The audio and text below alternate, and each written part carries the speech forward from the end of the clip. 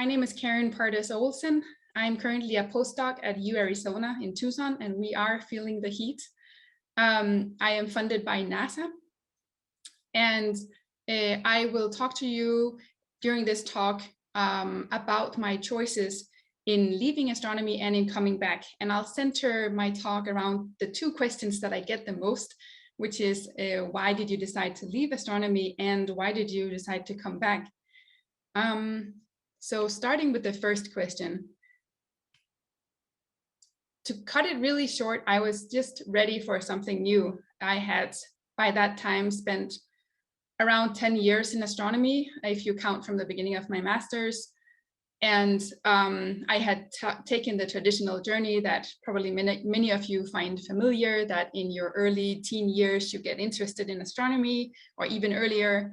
I then pursued my PhD at the Dark Cosmology Center in Denmark, where yes, you get knighted as a dark knight. And I followed that with a 3-year postdoc in Tempe here in Arizona. And it was at the end of that postdoc that I decided I need to do something else. And that decision came from an increased realization of the problems that are facing the Earth right now, and also this growing passion for sustainability. So during those few years in Tempe in particular, I was self-educating myself on the environmental impact of consumer behavior. I know we were just told that we as individuals, we can't carry the whole load. And I understand that, but I think it's a nice place to start to understand the bigger issues.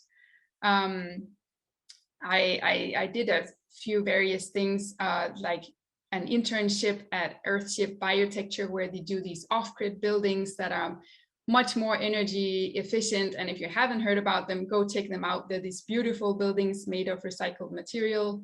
So here I am making a can wall. And I reignited a passion I had earlier for growing my own food. And that's something you can do in Arizona all year round. I was just finding that these extracurricular activities, let's say, were starting to take over to a point where I felt they were more important than my work in astronomy. So at the end of my postdoc, I started searching for jobs outside. I only applied for one grant from NASA, and otherwise I was applying for these in these different sectors.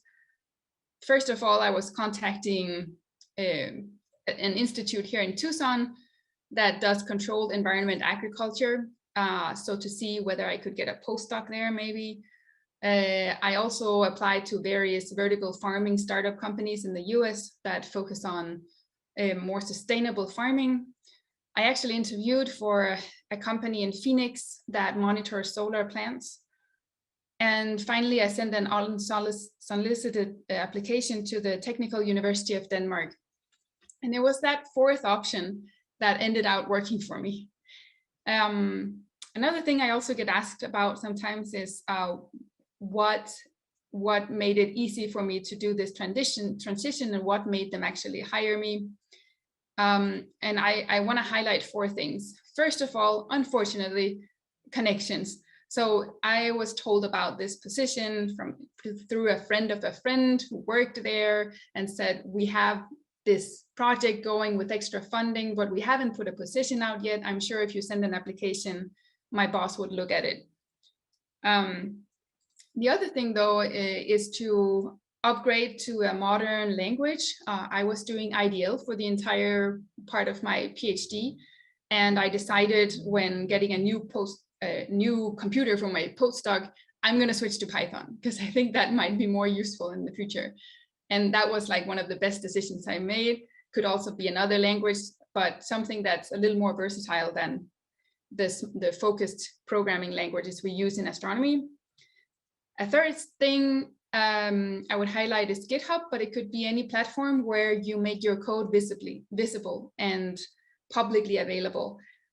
Because through a lot of these interviews I've had over the time, you do hear them say, I looked you up on GitHub. I looked at your code on GitHub. And that's something that companies do. So it really, really matters Plus, it makes you feel like you contributed to the community if someone else starts using your code. And finally, I think I was lucky. This was a group that was willing to take people from other fields of academia, and they saw me as someone coming in with a new perspective on things. So I'll just briefly go through, because I know we're a little behind time, but I wanted to show you some of the examples of things that I worked on at DTU. So it's a small group called Energy System Operation Management, which basically tries to achieve a higher level of renewable energy in the national grid within Denmark. We're already almost at 50% in Denmark in terms of energy produced, total energy produced, both heating and electric.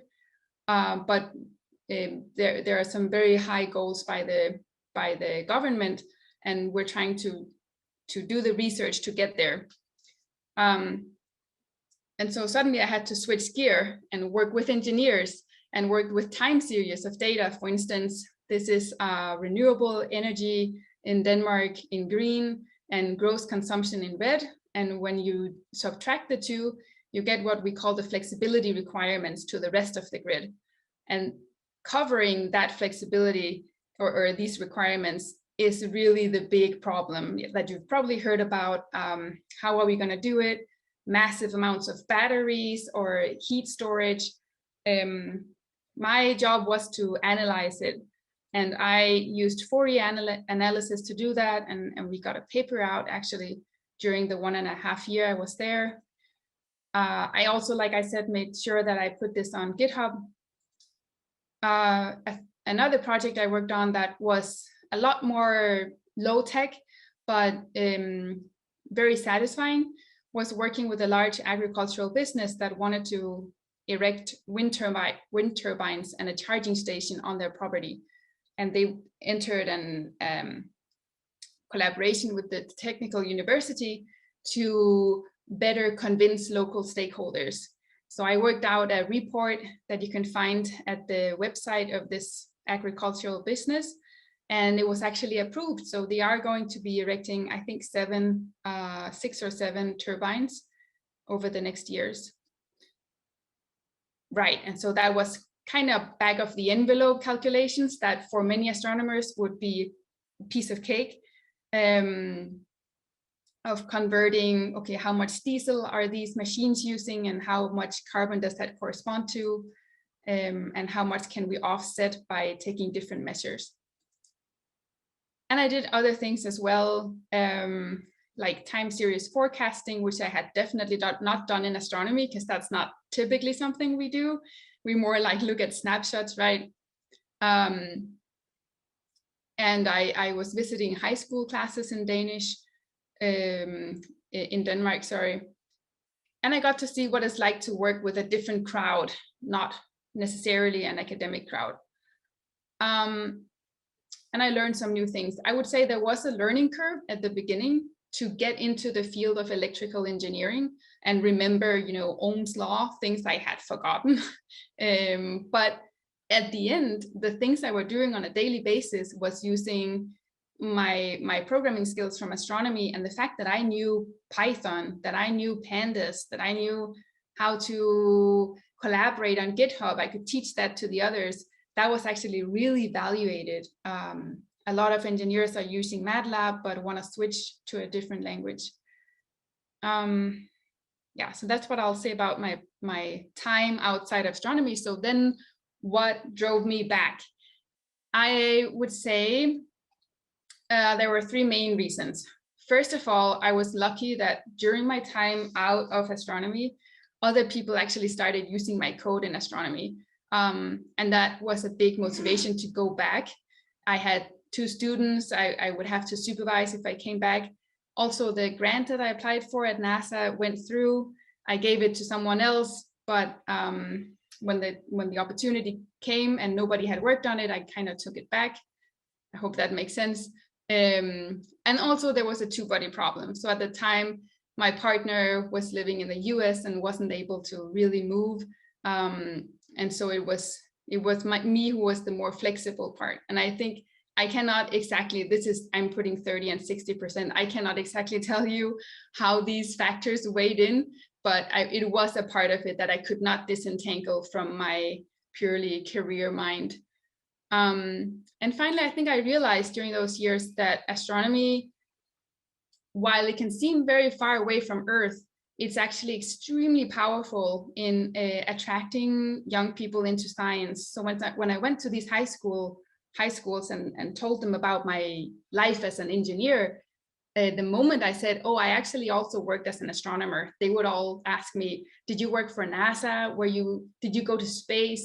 They would be so interested in a different way than when I was talking about green energy and fuel cells. And there were other reasons, but I would say these are the main ones that got me back, and that's where I am now on this second postdoc in astronomy. So I'll just jump now to my main takeaway.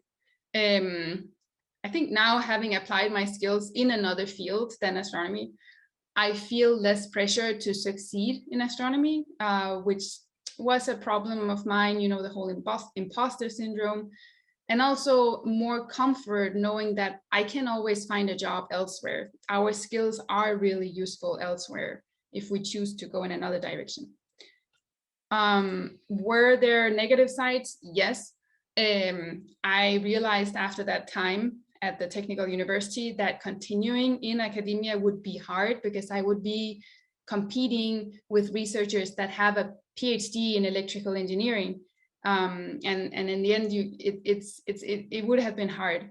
I was at the end, or during this time, I was applying for jobs in industry again, this time in Denmark, and I got to a few interviews, but I didn't actually land a position. Although I think if I had stayed there more time and not kind of rushed back to the US, I probably would have found something. And finally, well, being 1.5 years out of astronomy means not publishing. So that's hard now if I want to continue in astronomy. So that's something that unfortunately institutes don't really appreciate, I think, this dual experience. Anyway, I want to end it here to keep it short and sweet, that with some math and programming and physics, you can really do it all, and you can decide if you want to stay in astronomy or not. I think there are opportunities out there, and I'm really happy to take any questions on Slack, or you can email me. I also wanted to give a shout out to my very good friend Katarina Fernandez. We overlapped in Copenhagen, who showed me Astronomers for Earth. And without her, I probably wouldn't be giving this talk right now. So yeah, that's it. I'll stop here. Thank you.